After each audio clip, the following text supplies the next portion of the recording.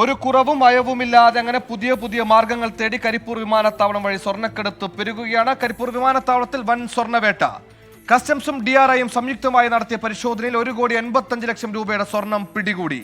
കസ്റ്റംസിനെ വെട്ടിച്ച് കടത്തി 235 ഗ്രാം സ്വർണം വിമാനത്താവളത്തിന് പുറത്തും പോലീസ് പിടികൂടിയിട്ടുണ്ട്. ഒരു സ്ത്രീ ഉൾപ്പെടെ 4 യാത്രക്കാരാണ് ഇന്ന് സ്വർണവുമായി പിടിയിലായത്.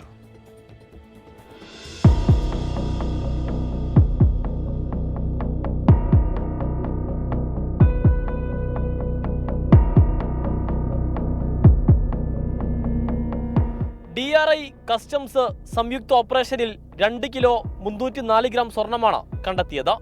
മലപ്പുറം മീനടത്തൂർ സ്വദേശി ഷിഹാബുദ്ദീൻ മൂത്തയടത്ത്, കണ്ണൂർ തളിപ്പറമ്പ് സ്വദേശി ആശ തോമസ്, കോഴിക്കോട് കല്ലാച്ചി സ്വദേശി ഹാരിസ് എന്നിവരാണ് സ്വർണം കടത്താൻ ശ്രമിച്ചത്. മിശ്രിത രൂപത്തിലുള്ള സ്വർണം ക്യാപ്സൂൾ രൂപത്തിലാക്കി ശരീരത്തിൽ ഒളിപ്പിച്ചു കടത്തുകയായിരുന്നു.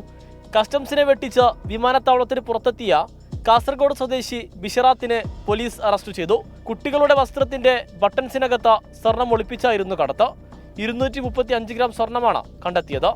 മലപ്പുറം ജില്ലാ പോലീസ് മേധാവി S ശശിധരൻ ലഭിച്ച രഹസ്യവിവരത്തിന്റെ അടിസ്ഥാനത്തിലായിരുന്നു പരിശോധന. 24 മലപ്പുറം. 24 അഞ്ചിന്റെ വജ്രത്തിളക്കം.